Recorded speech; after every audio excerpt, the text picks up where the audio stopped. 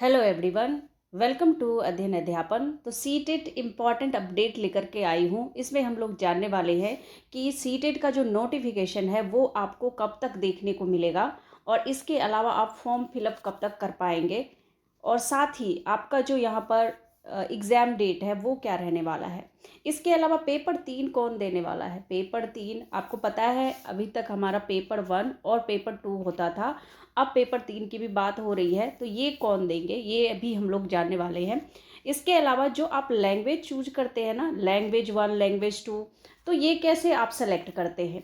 इसके अलावा और हम इम्पॉर्टेंट बात क्या जानने वाले हैं कि सिलेबस क्या रहने वाला है।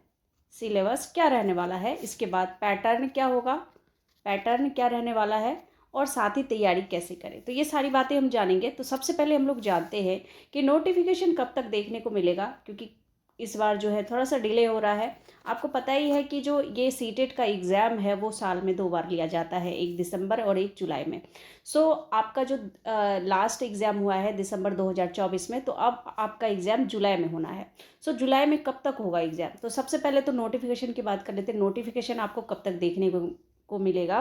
तो देखिए, नोटिफिकेशन का जो डेट है ना, अब आपका ये थोड़ा सा खिसक गया है आगे। क्या आपका ये अप्रैल माह में तो आएगा इसका नोटिफिकेशन, लेकिन कब तक आएगा, 3rd to 4th वीक में।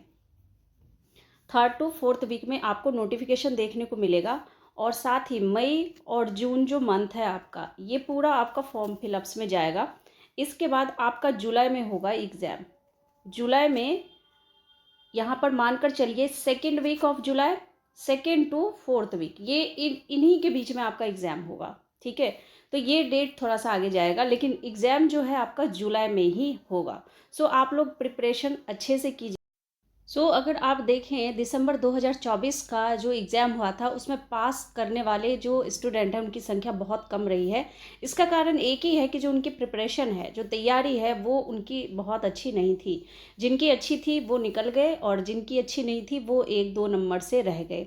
तो 1-2 नंबर से जब हम फेल होते हैं तो बहुत ज़्यादा बुरा लगता है, क्योंकि फिर से हमें प्रिपरेशन करनी पड़ती है, क्योंकि कहाँ से क्या क्वेश्चन पूछ दे इसका डर हमेशा बना रहता है। इसके अलावा हम लोग यहाँ पर डिस्क्राइब करेंगे कि पेपर 1 और पेपर 2 में क्या, यहाँ पर जो भी पेपर 1 पेपर 2 देने जा रहे हैं उसमें क्या कुछ चेंजेस है। तो देखिए, पेपर 1 में क्या होता है, ये 5 पार्ट होते हैं आपके इसमें, यानी कि 5 सब्जेक्ट होता है। कौन कौन से, सीडीपी हो गया आपका, उसके बाद हो गया ईवीएस, देन मैथ, उसके बाद आपका यहाँ पर लैंग्वेज 1 और लैंग्वेज 2। लैंग्वेज 1 लैंग्वेज 2 के बारे में अभी मैं बताऊंगी। ये कंपलसरी है, ये आपको लेना ही होगा, इसमें कोई चॉइस नहीं है। बस चॉइस क्या है, लैंग्वेज में चॉइस है, वो आगे मैं आपको बताऊंगी। तो अगर आप मैथ के स्टूडेंट नहीं भी है, फिर भी आपको पेपर 1 अगर आप कर रहे हैं, प्राइमरी टीचर बन रहे हैं, तो आपको मैथ यहाँ पर सॉल्व करना होगा। यहाँ पर मैथ के भी 30 मार्क्स, सीडीपी के भी 30 मार्क्स, ईवीएस के भी 30 मार्क्स, लैंग्वेज 1 भी 30 मार्क्स, लैंग्वेज 2 भी 30 मार्क्स। और अगर आपने लैंग्वेज गलत सेलेक्ट कर लिया ना, तो ये 30 मार्क्स 30 मार्क्स यानी कि 60 मार्क्स आपका बेकार चला जाएगा। आप यहाँ पर बिल्कुल ध्यान देंगे। लैंग्वेज के लिए आप क्या करेंगे, यहाँ पर लैंग्वेज जो है, यहाँ पर सीटेट 20 लैंग्वेज देता है। इनमें से आपको भाषा 1 भाषा 2 सेलेक्ट करना होता है। जैसे मान लीजिए मैंने भाषा 1 हिंदी बहुत अच्छी है, या फिर किसी की इंग्लिश बहुत अच्छी है। मेरी इंग्लिश बहुत अच्छी है, मैंने लैंग्वेज 1 में इंग्लिश चूज किया और लैंग्वेज 2 में हिंदी चूज किया। ठीक है, तो ऐसे ही आपका अगर संस्कृत बहुत अच्छा है तो लैंग्वेज 1 में आप संस्कृत चूज कीजिए और लैंग्वेज 2 में इंग्लिश हिंदी जो भी है आप वो सेलेक्ट कर सकते हैं।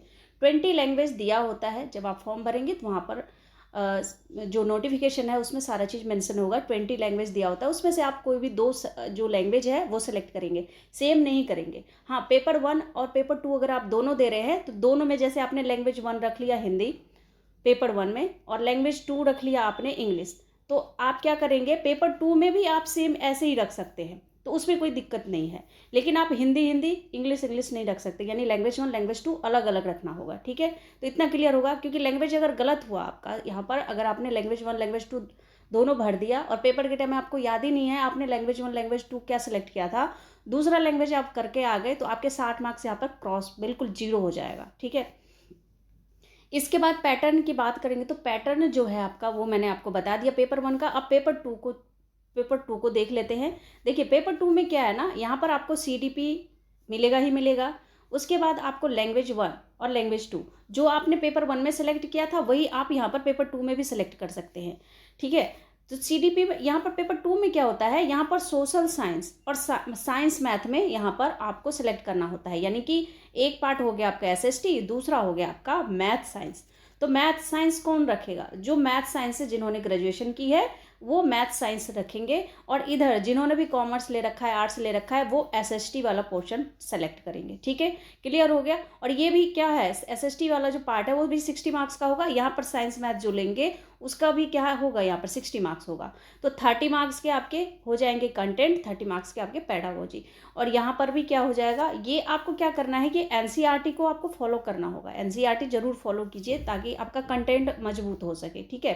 तो ये टोटल मिलाकर हो गया आपका एग्जाम पैटर्न। और यहाँ पर नेगेटिव मार्किंग बिल्कुल नहीं है, नेगेटिव मार्किंग जो है बिल्कुल नहीं है। ईच क्वेश्चन 1 मार्क्स का होता है, तो बिल्कुल आराम से आप यहाँ पर पेपर दे सकते हैं। अगर 1-2 क्वेश्चन तुक्का भी लगाना पड़े तो कोई दिक्कत नहीं होगी, ठीक है। तो ये आपको क्लियर करना होगा। पेपर की तैयारी आपको अभी से करना चाहिए। पेपर आप कौन कौन सा यहाँ पर जो भी ऑनलाइन ऑफलाइन एग्जाम हुआ है अभी तक सीटेट का, उसकी तैयारी अच्छे से कीजिए, उसको बिल्कुल तैयार करना शुरू कर दीजिए। अब बात करते हैं पेपर 3 की। देखिए आपको पता है NCTE की गाइडलाइंस के अनुसार पेपर 3 को ऐड करना है। अब ये जो पेपर 3 है ना, वो आपका जो अभी जुलाई में एग्जाम होने वाला है उसमें कहीं कोई आशा नहीं है कि पेपर 3 होगा। तो आपको अभी यहाँ पर पेपर 1 पेपर 2 ही देने हैं। तो यहाँ पर बेशक आप ये करें कि इस बार एग्ज़ाम पास कर जाए, तैयारी बिल्कुल अच्छे से कीजिए। और कोई अगर कन्फ्यूजन है आप ज़रूर कमेंट कर सकते हैं। जिन्होंने भी BEd किया है वो पेपर 2 देंगे, ठीक है।